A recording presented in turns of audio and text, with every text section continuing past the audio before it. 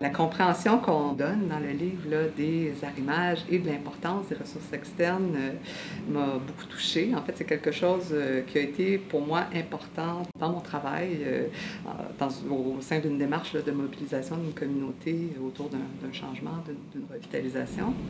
Les acteurs externes, ce sont des acteurs qui sont à l'extérieur de nos territoires et qui viennent enrichir nos démarches. On peut penser, par exemple, à l'échelle montréalaise, la ville versus un arrondissement, la DSP versus nos C3S. On peut penser aux fonds, par exemple, que ce soit les fonds en partenariat avec la Fondation Chagnon ou des fondations comme Centraide, qui sont des acteurs externes dans la mesure où ce sont des acteurs régionaux qui se déploient localement et qui viennent mettre là, de l'huile de coude dans les démarches locales et avec qui c'est important de s'arrimer.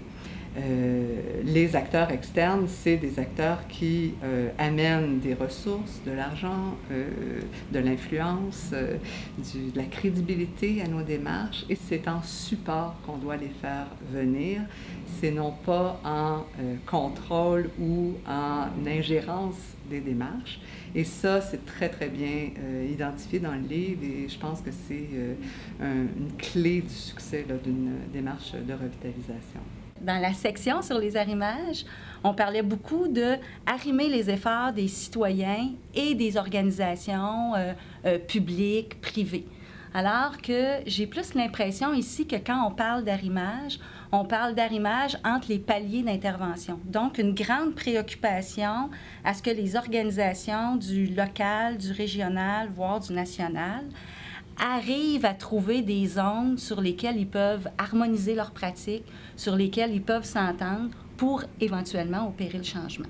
Parce qu'on constate que c'est un enjeu ici, l'arrimage entre les paliers.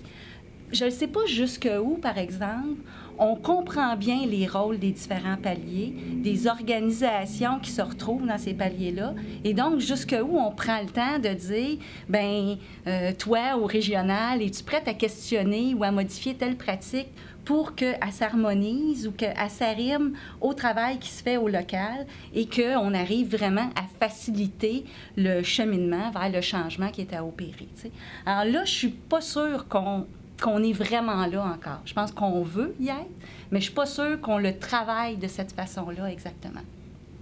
C'est fondamental, les acteurs externes, et il faut réussir à canaliser leur énergie et les amener dans nos démarches, mais c'est aussi des très grosses machines qui ne sont pas elles-mêmes unifiées, au sein desquelles il y a des divergences d'agenda, de mission, et la diversité peut venir de l'intérieur de ces organisations-là, et c'est important pour réussir nos arrimages de trouver les alliés à l'intérieur de ces organisations-là, parce qu'à l'intérieur des grosses organisations, c'est les individus qui font cheminer les enjeux, et c'est les individus qui sont objectivement nos alliés.